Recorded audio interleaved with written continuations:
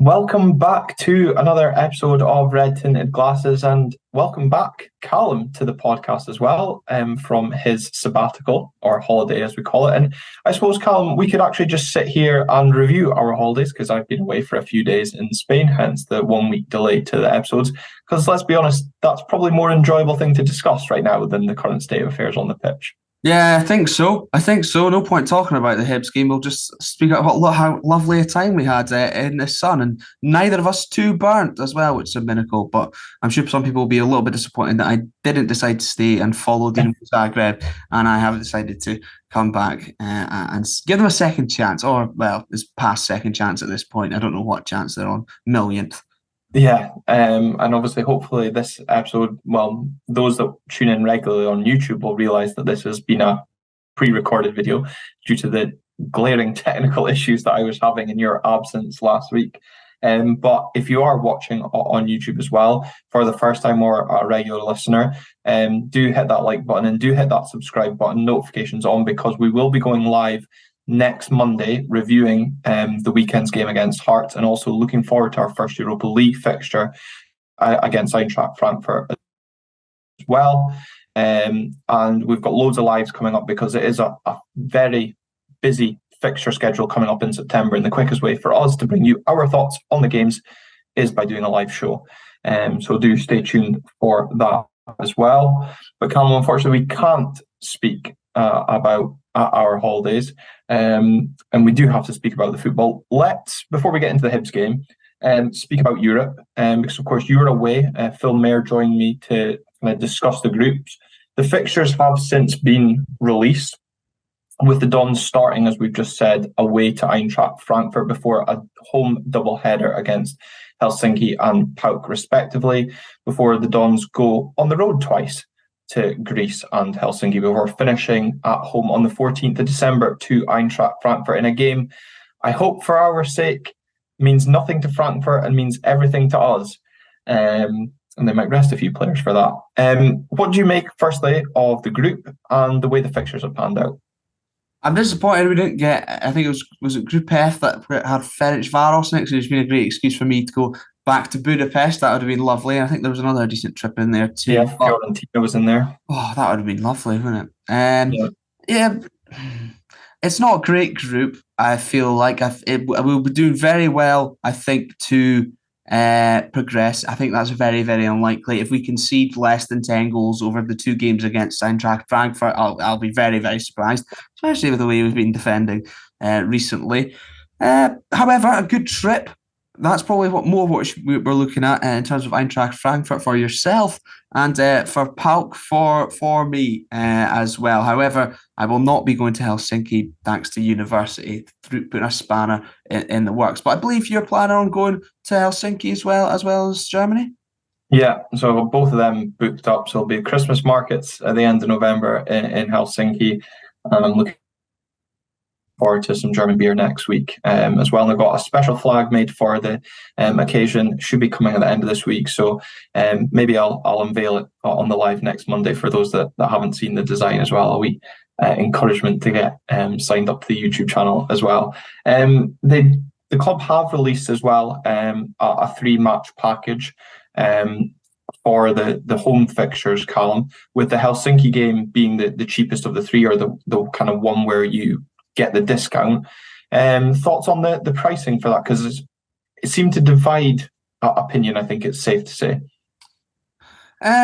So my seats at Pittodrie fall under the gold category, and I felt £91 was relatively reasonable for 3 European fixtures. At Pittodrie, I know you'll be a little bit cheaper in the red shed, and equally there's more expensive in the platinum. Where is the platinum? Main stand, I imagine. Lower deck as well, I think. Oh, right, okay. Well, that's interesting. But I didn't quite look at the prices for them because I just saw 91. I was like, that'll do. I expected it to be probably over 100 quid for myself. I suppose when you divide it equally, if you take the average of the price, it is quite expensive, over £33, over £30 rather.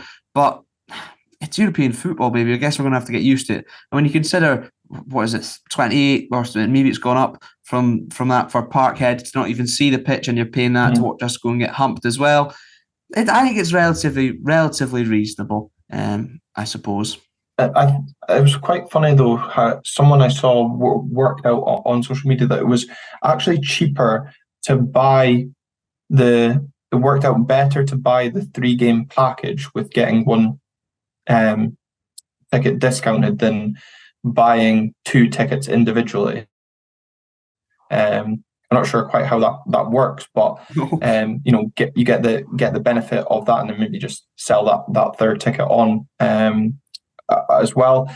I did kind of agree with a lot of people. I guess it depends how your payday works, or if you forked out thousands of pounds for your European trips as well. The fact that season ticket holders only had or have until Sunday to buy their 3 match packages before the tickets went on general sale. A lot of people saying it was a lot of money, especially if you're from a family of 3 or 4 that have to fork out for hundreds of pounds of tickets. Not like me and you are just forking out individually. If you're forking out 300-400 pounds for your family in one go, that is a lot of money in a short space of time for, as some people said, for games that are not coming up until is it October that we play Helsinki home, and then December for Frankfurt.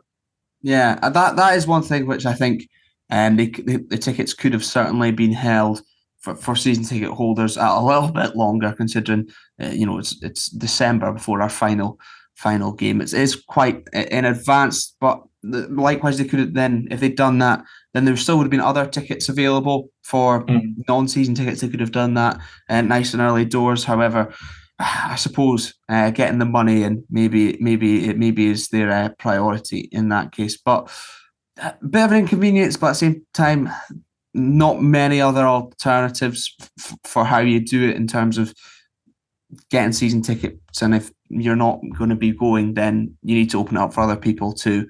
But a bit of a palaver, but 91 quid, I'm happy to summarise. Yeah, I mean, at the end of the day, look, this doesn't come around often for us. Group stage football, 16 years since we last had this problem, but a nice problem to have nonetheless. And if we're just going to, bring moaning every year, then it's moaning for a good reason. I guess it's just the same. You say get the money in, shame we can't spend it on anything. Well, that's true. Because of course, the other thing that's happened since we last released an episode, anyway, or certainly me and you sat down together, was that transfer deadline day slammed shut. Really, probably shut with a whimper at Cormac Park, because there was a real anticlimax with the arrival of Stefan Gartman from Midtjylland, another centre-back, maybe accounting for the departure of Anthony Stewart, who returns for a second spell to MK Dons on loan. Probably more concerning, though, Calum, and we're going to come on to the Hibs game, but it is the fact that we've failed to replace Yoba Ramadani in this window. As probably has been discussed on plenty of shows we've done, there was no doubt in our mind, the player wanted to leave, be closer to family, progress his own career. We can't begrudge that. But unfortunately, the club just couldn't get a replacement signed, whether that was because we couldn't get the right deal. Obviously, there was the talks around Keanu Bacchus.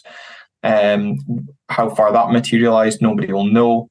But ultimately, I can't help but feel between now and January that centre of our midfield is lacking. Oh, we cocked it right up, haven't we? I think I misjudged how much we'd miss Ramadani initially in the first place. But then you would have thought, we will sign a replacement, even if it's not quite at his level yet.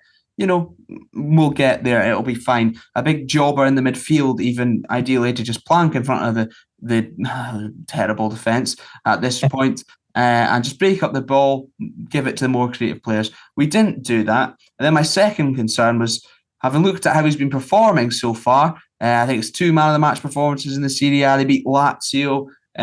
He got an assist for Albania when they beat Poland the other night.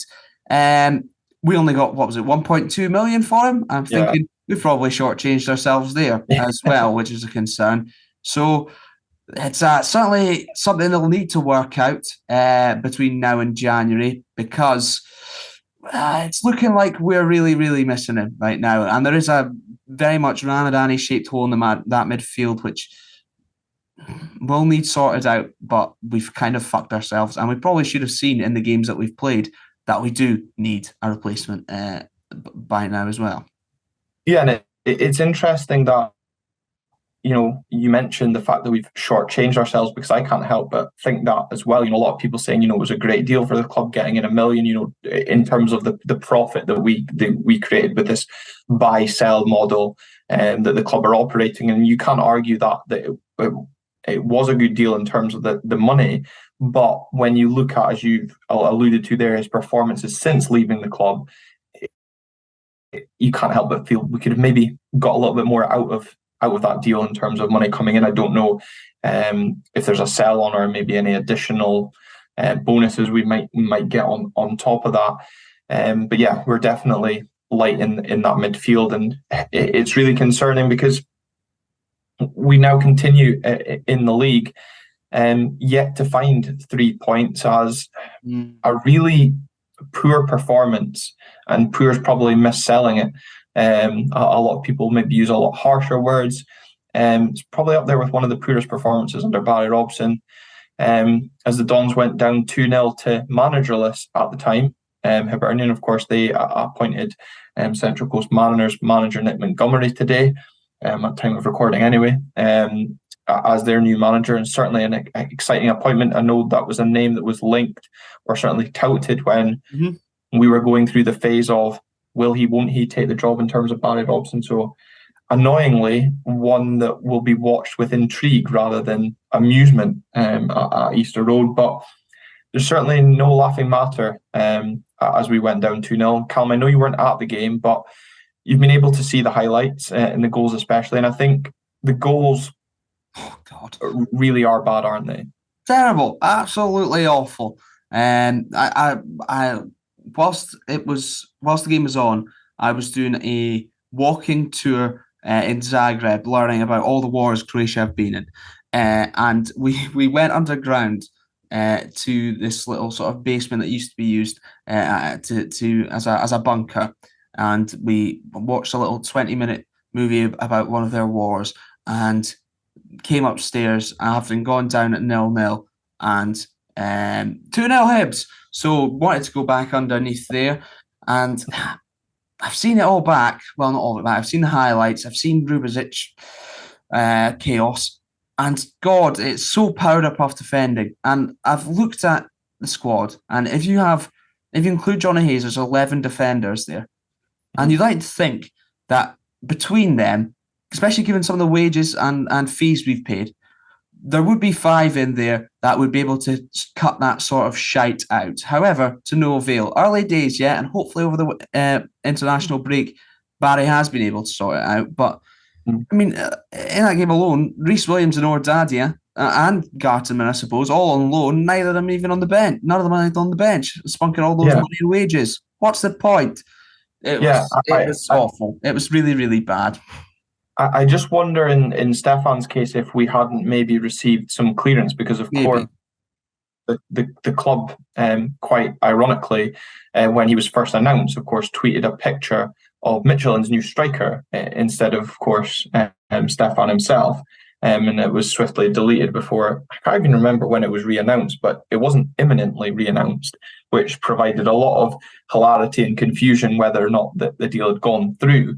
But yeah, the curious case of Ordadia seems to continue, with him not even making a matchday squad. I remember putting out a tweet from the RTG account, and a lot of Israeli Hapoel Beersheva fans were replying, pretty much laughing at us, and which I can't establish whether that just shows how poor a player he is or how happy they are that he's not their problem just now.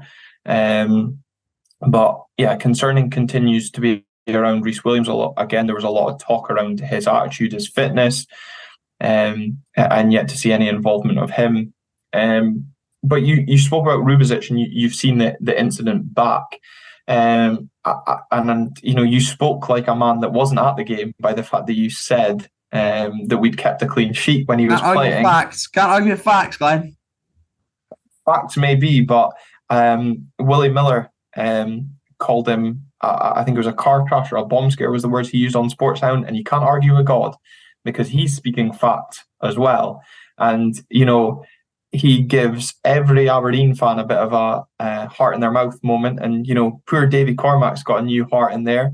That ticker is going to be tested to the max with some of that defending from Rubezic, because at the time, I just thought it was a clumsy tackle from Ruby. But watching it back, I think he can count himself a bit fortunate that the VAR didn't get involved in that incident. Assault is how I describe it. Just unnecessary, reckless stupidity. That's the three words I use to describe it. And you think back to what we saw Ross McCrory get sent off for against St Mirren in Robson's first game in charge as was it as permanent or as interim? Interim, yeah. Interim. And that was far less than what Rubezic got away with, which also begs the question about the consistency of the referees, but suggests how lucky we were, because I don't know what the hell he was thinking. He said he was going to come in and be aggressive, but my God, he needs to learn. He needs to learn when to be aggressive, when to get up close and personal, and when to just fucking chill out a little bit. And hopefully that will come, but not based off of most recent evidence. Yeah, and the thing that concerns me is maybe a bit of that naivety, coming in and saying he's going to be aggressive and he'll probably end up being booked. But the problem is he's a walking booking every game. Ironically, the only game he hasn't been booked in was against Celtic, when, of course, I lumped on him to be booked because I thought he was going to struggle against like Kyogo and Maeda. But he's a bit naive at times. He looks like he switches off momentarily, has lapses in concentration. And, I just think about what's going to happen a week on Thursday when you come up against some of the skill and pace that Frankfurt possess in their front line. I know they haven't had the maybe most fluid start to the Bundesliga season and have scored a lot of late goals, but they've certainly got with the greatest respect to Hibs, a lot more quality up front than like Christian Doige and Adam Lafondra. You saw how much they punished us. Yeah, exactly. And I mean, Rubezic didn't even have to deal with either of them as well. He was only dealing with LEU and a Martin Boyle, for God's sake. So that does give me a lot of cause for concern, especially when you see the likes of Rhys Williams not involved.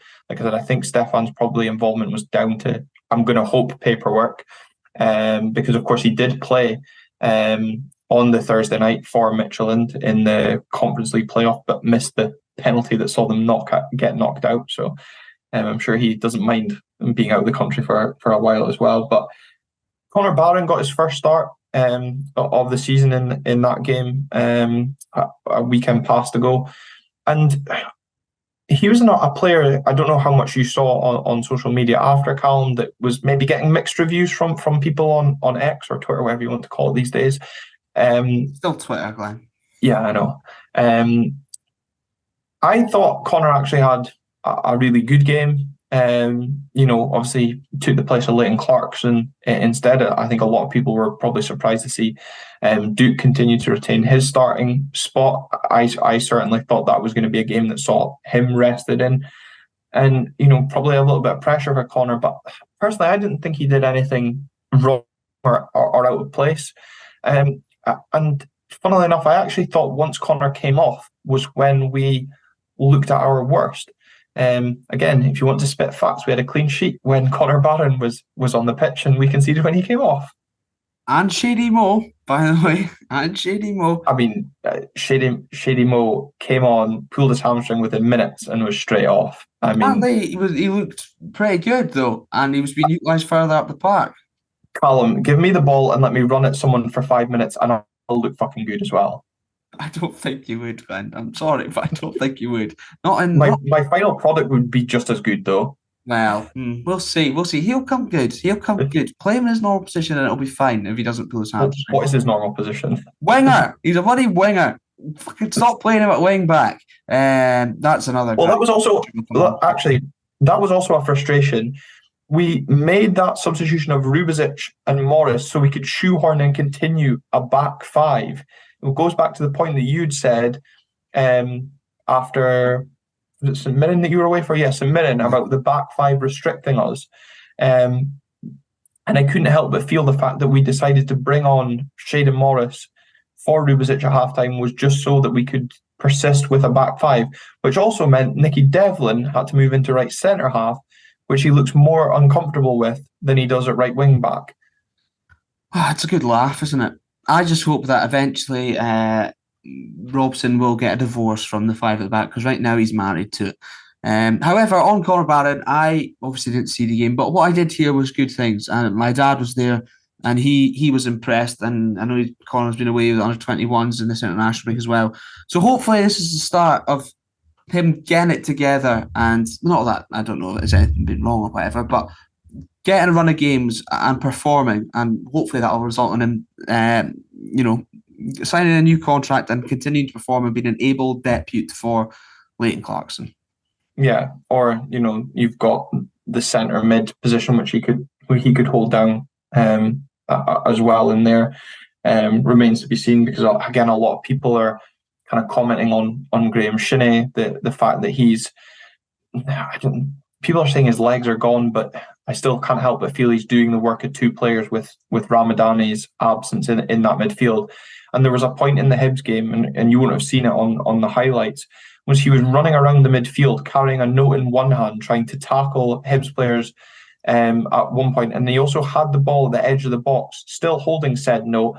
And I thought at one point he was going to get a shot away and score a goal in the bottom corner while still holding said note, but unfortunately neither materialised. But it was for a good 5 minutes, so it must have been a pretty good essay from Robson coming off the touchline. I'm getting to do right mind, if I'm honest. Just so you can go Helsinki. Absolute madness. I'll take in charge. But I don't know with Graham Shinnie. I mean, I don't know if he can play the way he usually does Thursday, Sunday. I don't know if he can. I think maybe once it goes back to regular sort of fixture schedule, then maybe he'll be okay in that role. Otherwise, I don't know. Maybe it's time for him to just be planked in front of that back five and say, win the ball, give it to the more creative players. But then that sort of ruins the essence of his game, because you love him for sprinting around like a madman, flying into challenges, and he is good at it. I just don't know if it's capable to play at that intensity for 90 minutes twice a week. Yeah, no, definitely. And I think the thing that really annoys me from the game against Hibs was that game had 0-0 written all over it, the way it was panning out. We were offering absolutely nothing to the game. Hibs were blunt in attack. But the concerning thing, and I really agreed with William Miller on, was the fact that Hibs did nothing really to change that game. We were changing about. Obviously, we had the substitution from Rubicic with Morris, then had to change to a back four when his hamstring went. The back four didn't work. We tried another formation. That didn't work. So, as William Miller pointed out, we tried 3 different formations in the game. None made us look any better. None offered us any real creativity. And he says that's when you know you've got a problem as a manager. Whereas David Gray just changed a couple of personnel. And yes, they've got extremely lucky, because we've had some ridiculously poor defending on 2 instances. But you've got to be able to take advantage of that. And unfortunately for us, Hibs did. The thing that concerns me is the way we're changing the formation is that last season we were built on, when Robson came in, keeping things simple, tight at the back. We kind of spoke about the similarities to Derek McInnes, and just grinding out unattractive 1-0 wins. But this season, he's kind of stuck with that back five, trying to play some fluid football. And we've kind of gone back to conceding goals that if this had been under Jim Goodwin, we'd been absolutely lambasting Jim for the concession of those goals. Possibly. However, I am trying to give Barry Robson the benefit of the doubt in that thinking that he will work it out. He will work it out. He spent all this money. He's got to work it out. Whether that'll happen or not, I don't know. I think I'm trying not to be sensible, not be happy, not be a pant pisher, neither for once. and just think, yeah, it's not been good. It's not been good enough. However, he will work it out and work out what the best formation is, work out what the best 11 is, because there's a lot of new bodies and not all of them is featured up to now, admittedly. However, I just think, I don't know. I just don't think the back five is where it's at, because we're limiting ourselves going forward as well. I mean, okay, Dukamiovsky had 2 very good chances against Hacken. However, I don't know. From what I've seen in the Hibs game, not much to go off of there. We're limiting them. The service isn't there. We're lacking width because we're relying on the wing backs and bombing forward and bombing back when we're inevitably chasing back, and Rubezic is about to foul someone. And then in the midfield, it just seems sort of a little bit imbalanced as well, with sort of Leighton Clarkson as the deepest one, and you're trying to get him on the ball, but at the same time, going forward, what's the options? It's Duka or Miovski who are running the channels, and we're not going to keep the ball. It's very difficult. However, I would like to ask you the question: did we see what did you see of Sunday, Monday? Habib gave. You were still there at that point. Was I still there? Yeah, I think I was, but no. Did he come on at 1-0? I can't even remember. I left as soon as it went 2-0, so very little is what I saw of him. I did see him come onto the pitch, but yeah, very little is what I saw of him. So, and to be honest, anyone judging him on the back of that, you literally can't. I also felt sorry for Esther Sokler when he came on, very much hung out to dry, being played on the wing. Although how he played in that heat in an Under Armour, because that is probably the hottest I've ever felt Pittodrie, that game. It was so stuffy, so humid. I don't know what Michael was complaining about coming up to a cold Pittodrie, because that was like hell on earth at times. I mean, not just watching what was on the pitch as well. But yeah, no, I couldn't judge from that Sunday game. What I would say, though, I was continually impressed by Richard Jensen and Jimmy McGarry. I think Jimmy had probably our best opportunity. I think David Marshall had to pull out a really good save, although it was a deflected effort, so it wasn't clear cut. But again, that kind of just signals how kind of probably poor we were again as an attacking force. A lot of people probably want to be critical of Duke again at the weekend, but again, it goes down to probably player putting in a lot of effort. But unfortunately, just things are not clicking for him. The ball's not sticking. The bounce of the ball's not going his way.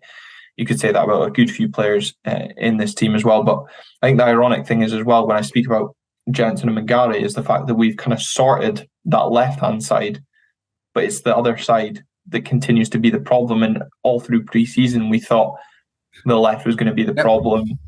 And now that we've got into the competitive stuff, we've flipped it around, and the left sorted, but the right is now cause for concern. Again, in midfield, I thought McGrath continued to impress so far in his Aberdeen career. Again, maybe the minutes catching up with him as the game went on. I did think that on Jensen as well. He looked absolutely done in at the concession of the goals. But again, it was probably just more of the blow and the manner of the way we conceded them. The first goal is just an absolute disgrace. How two of them just stand and watch the ball and allow Hibs the freedom of Pittodrie to score. And then even the second one, how you're allowing Christian Doidge 2 free headers in quick succession is just absolutely criminal. As I said after the game, we just didn't learn in terms of the way we defended. And what annoyed me was Barry Robson's, I kind of felt, list of excuses after the game. He spoke about, it had been a tough night on the Thursday in Europe. Players were tired. Hibs had also been playing in Europe on the Thursday night. Yes, okay, not against a full strength Aston Villa side, but they've still had to do that. Travelling, not really kind of calling Birmingham a lot of travelling involved. Well, they did have to go to Birmingham, so yeah, but and he spoke about the heat and the sticky nature that affects both sets of players. Barry, it was I just felt there was kind of too much excuses for once. whereas I felt like a lot last season Barry was taking maybe responsibility or trying to deflect blame from his players. I didn't kind of get that sense after full time. And, the tiredness, he was the one that spoke about wanting a team to be the fittest in the league. He was the one that was drilling double sessions into those players in pre-season.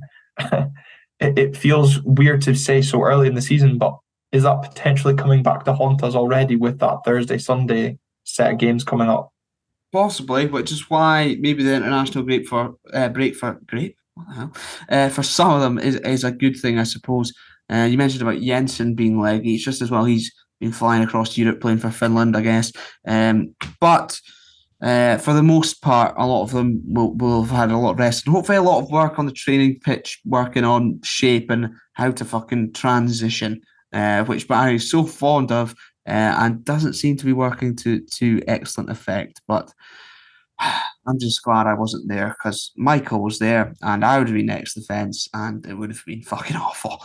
Yeah, and I could see him bouncing around at the front of the away end. He managed to get from halfway up the away end down to the, I think, second or third row, giving it loudly to Section S, which topped off the misery.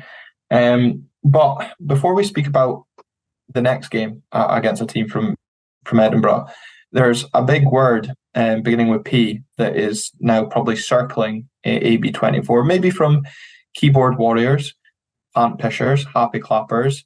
I'm maybe not going to sit on the fence as much as you around this. We'll see how this goes, but I think the big question after Sunday and going into this kind of run of games that we've got coming up, Hearts away, Frankfurt away, County at home, and then County away in the Cup quarter-final, is Robson under pressure? Under pressure. Cormac looking down on him, spent a fortune too, under pressure. Fuck off, man. I think pressure is starting to build. I don't have a song for it. I'm sorry for everyone at home. Just go ahead. Oh God, I don't even know where to go from there. You showed me right off.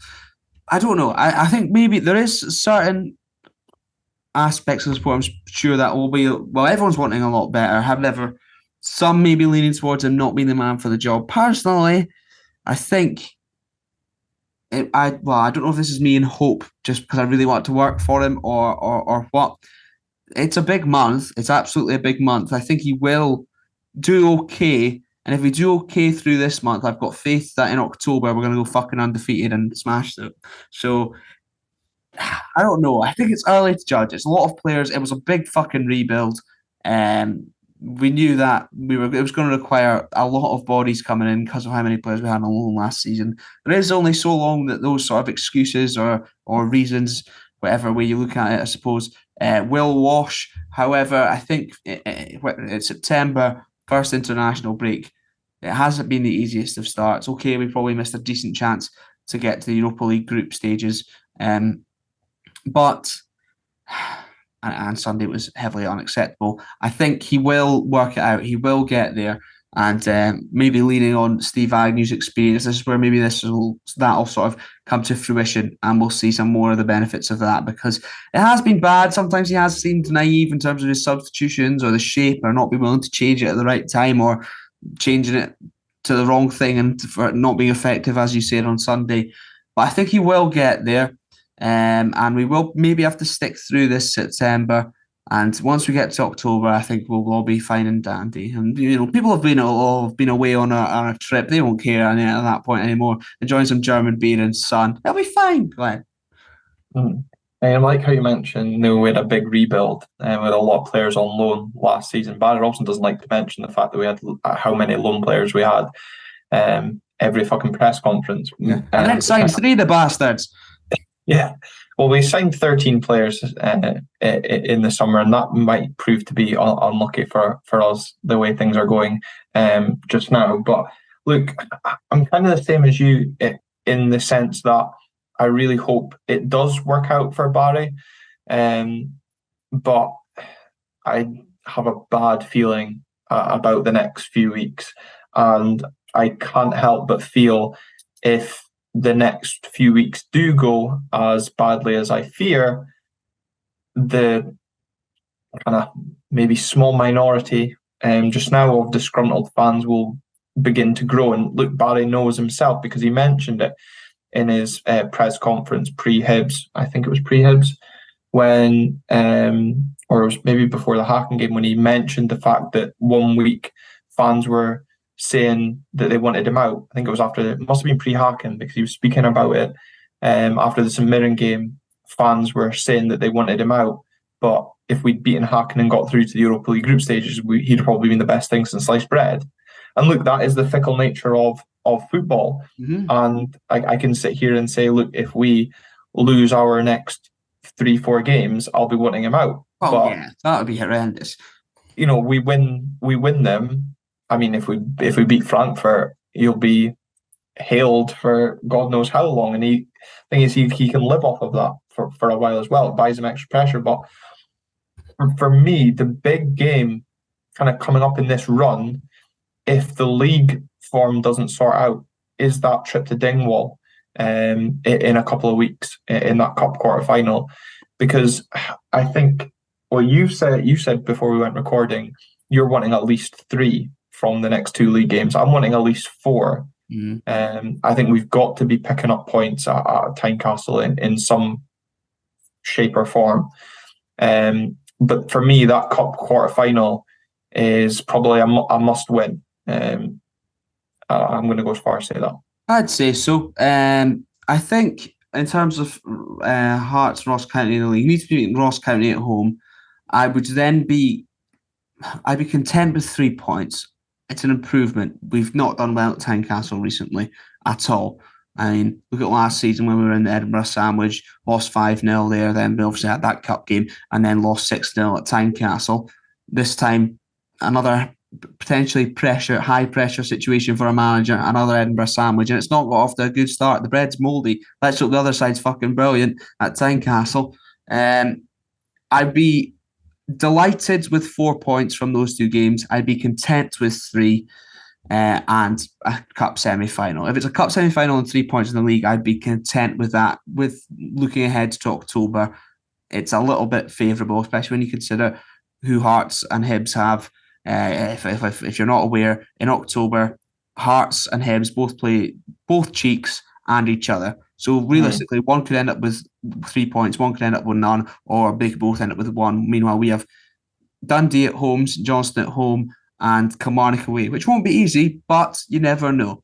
So I think if we can get 3 points in a quarter-final through this month, I'd be content and happy going into October with faith that it'll be okay. And shout out to Sky for moving that Kilmarnock fixture to a 12 o'clock kickoff on the Sunday as well.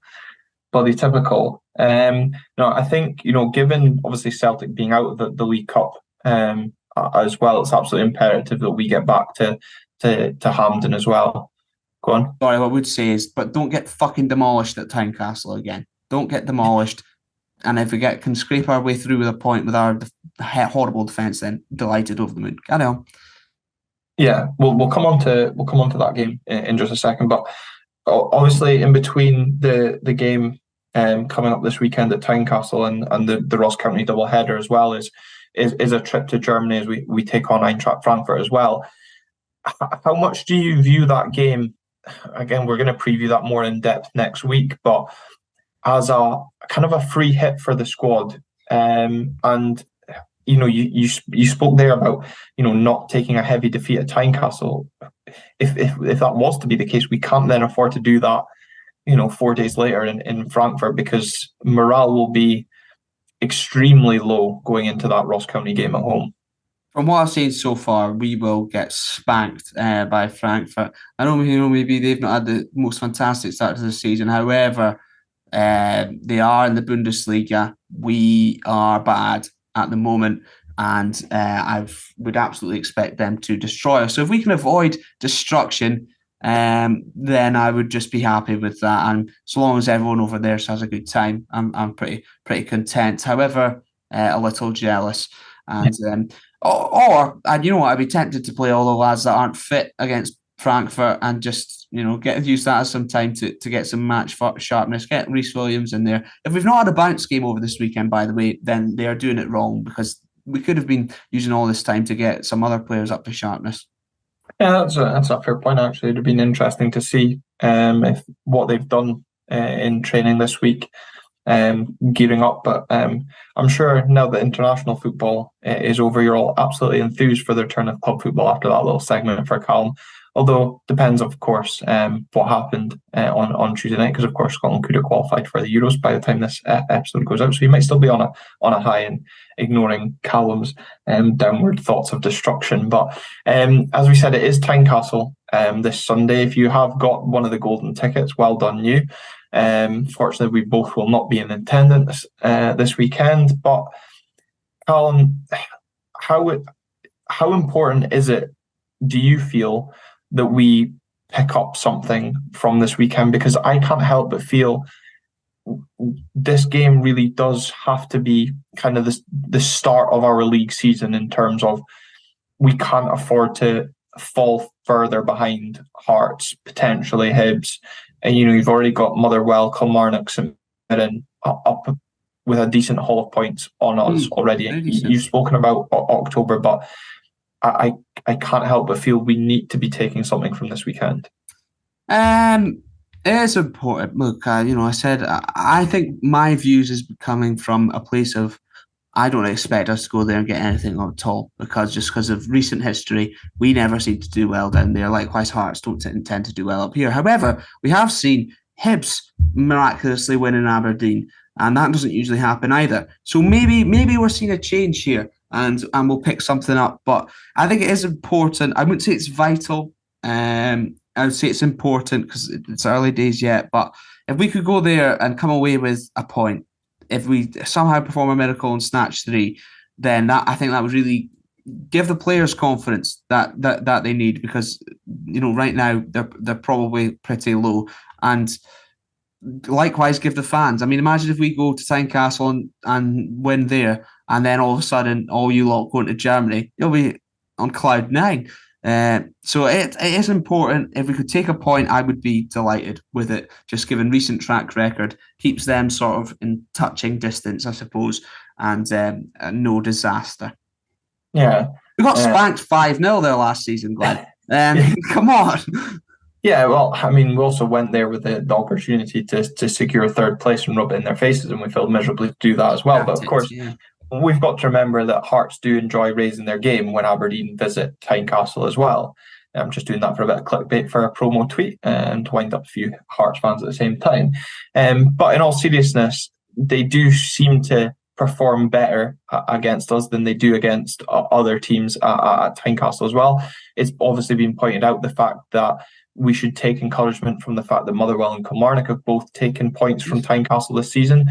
I will caveat and say that the fact that both those teams did play Hearts after European adventures. So we've seen already that every team has struggled after playing on a Thursday night. Hibs, unfortunately for us, are the only team to win after playing on a Thursday night. But, as much as we're maybe saying the things aren't rosy in our garden, it's not exactly pretty in Tynecastle either, because the fans aren't happy with their style of football. And have they finally decided who's their manager now that they're out of Europe? Stephen Naismith is back in charge, with McAvoy taking the reins as assistant. I wonder how he'll feel come Saturday, knowing that he's not officially in charge, and how much of that might have an effect on things.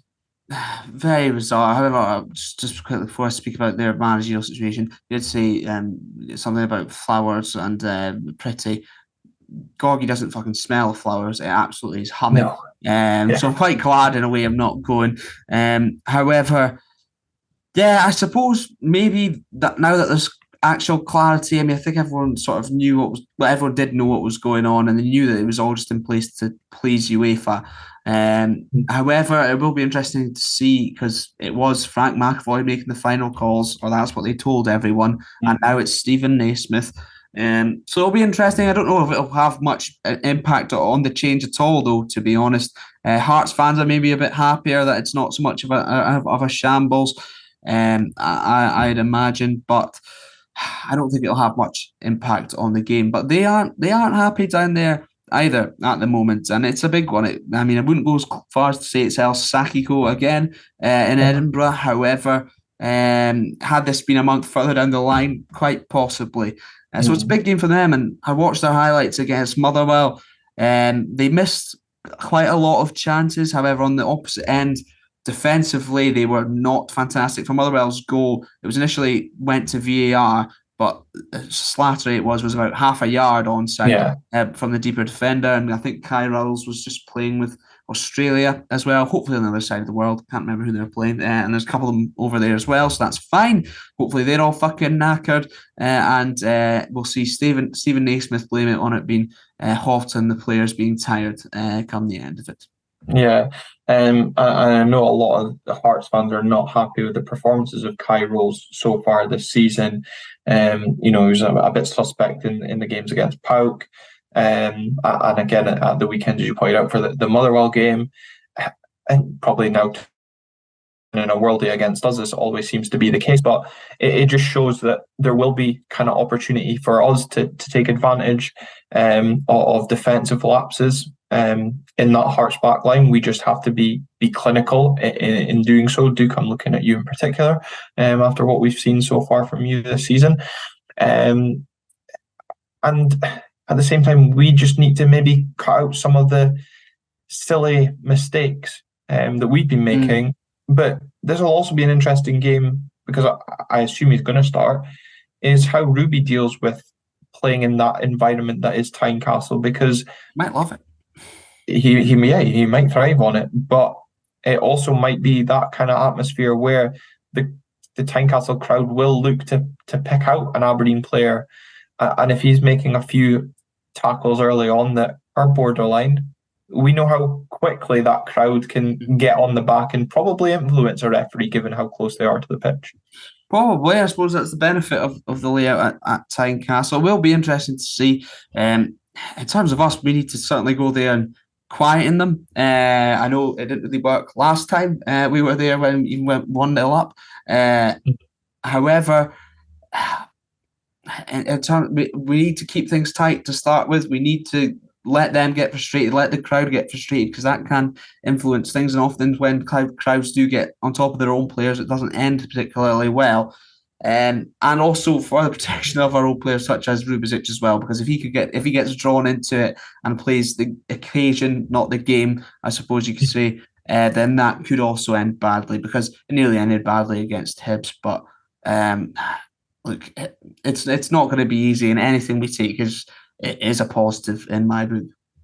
Yeah, and I suppose it'll be interesting as well if we think toward what we might do in terms of a starting lineup.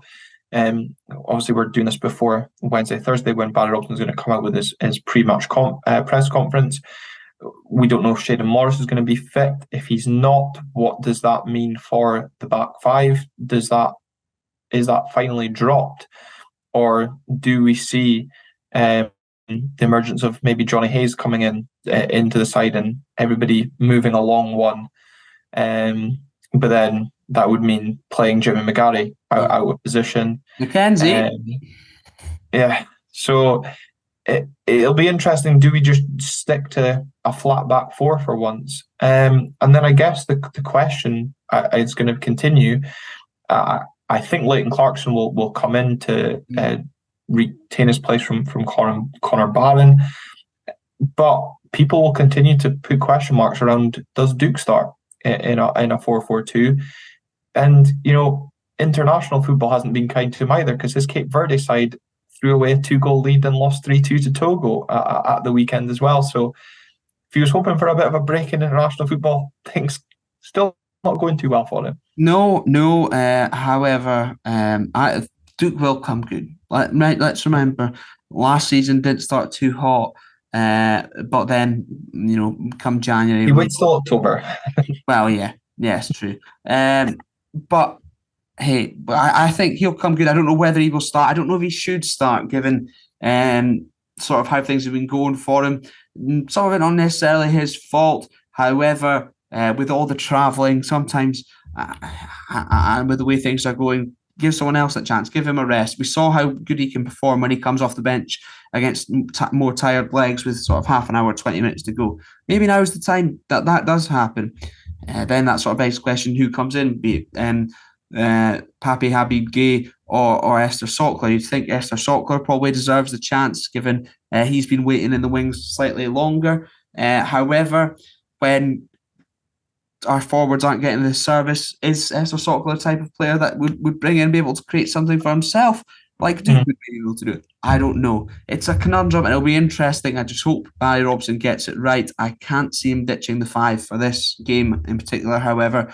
And in fact, at the back end of the last season, I was hoping, maybe we'd be able to adapt between each fixture and play whatever suits against them.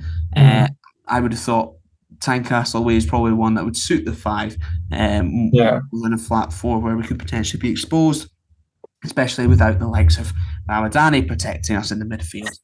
Yeah, I think it's interesting though what you just mentioned about Duke in particular, and obviously when we spoke to Joel last season when we first signed him about the fact that he's an impact player off the bench. I think back to that game last season at the back end at Tynecastle, where I felt that I think that was the first time that Barry used all his subs, but the subs that Hearts made were maybe more impactful in terms of adding attacking prowess, adding pace. I think the likes of Oda and kind of the problems that he can cause. They've got the boy Iwata that they signed. Vargas looks quick as well. They've got players that can come on and add pace and power to a game when you're coming up against tiring defences. We have that with Duke, so you could throw in an Esther Sockler, a Pap Habib Gay as well. Give them an hour, and if you're still in the game, you then bring on Duke, and you've got an impact player for the last half hour. Maybe we'll see the best out of Duke in half hour. The problem is it's a double-edged sword, because if he drops Duke and we find ourselves 2 or 3-0 down and he brings on Duke and he scores, he should have started Duke. Again, going back to the fickle nature of being a football fan. So it's easy for us to sit here and say, you should do this, you shouldn't do that. Ultimately, you're absolutely right. We've got to hope that Barry does get it right. Otherwise, we'll be sitting here live on Red Tinted Glasses next Monday, criticising what he's done wrong or praising what he's done right. And I guess that's what being a podcaster allows us to do. Yeah, we could just chat as much shit as we like without any repercussions. So that's fine. That's fine. What I would like to see, however, is the little muscle boy back on the bench, because I'm upset that he's not featuring right now. Glenn, I thought he's going to come back and have a resurgence under Barry Robson, and as of yet, not happened. Whilst we're on him, do you think he has a future here at all? Do you think there's any way he forces himself back in, or he gets a chance based off of injury suspensions, and he does end up staying at Aberdeen beyond January? I'm surprised he's here just now, to be honest. Yeah, again, I guess that's an interesting one, because the fact he wasn't in the matchday squad against Hibs either, I thought when he wasn't involved against Hacken, that would signal the end of his time at Aberdeen. He's still here. Whether or not there's an injury, whether or not there's a problem kind of off the pitch, who knows? We just need to wait and see. He's got a future at Aberdeen in terms of he's our player, and we need to be utilising him if the game is there to utilise him in.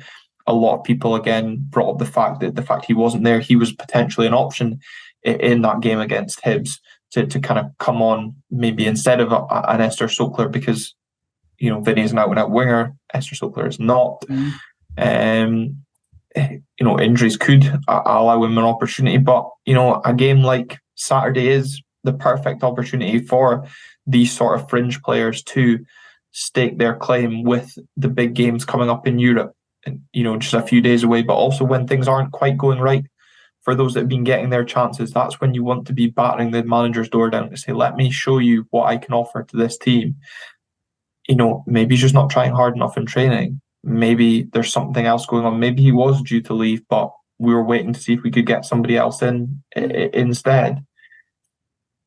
It's a curious case, and you could apply that to a lot of players just now. But there's a lot of games, and we've got to be utilising our squad. Otherwise, the injuries will pile up. So we'll need to see what happens with that. But I hope for your sake he gets some minutes, because then I think probably everyone else tuning in will think the same, so we don't have to hear you complaining about him not featuring every other week. If he scores, I won't fucking shut up, though. Just know that. However, I do wonder if he will have been an omission from the European squad, because I think we have one too many non-association trained, non-AFC based player, I think. So I think he would maybe be the omission, because he was left off the bench against Hacken, wasn't he? And with Stuart, and obviously Stuart left, but Poseidon did not.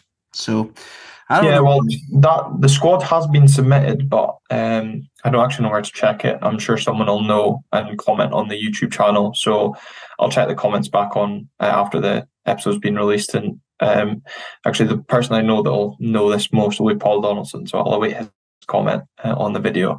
He seems the oracle of everything. So I always look forward to his comments. But as everyone else, we appreciate your feedback on the episode, and thanks for your patience in waiting for this episode to come out. It's good to be getting some Don's content back to you. As I said, it will be a busy few weeks coming up with games, 2 midweek games coming up in 2 weeks as well. So subscribe on YouTube, follow on audio, and we'll see you next week. Thank you very much for tuning in. Thank you, everybody. What a win for Scotland, Glen. And subscribe to Calum Wright on YouTube. I'm a student now. If I get myself to 1,000 subscribers, and eventually I'll be able to start earning money, because I need all the help I could get. Thank you very much. Take care. See you on Monday. It's going to be a chaotic schedule. Don't miss it. Notifications on.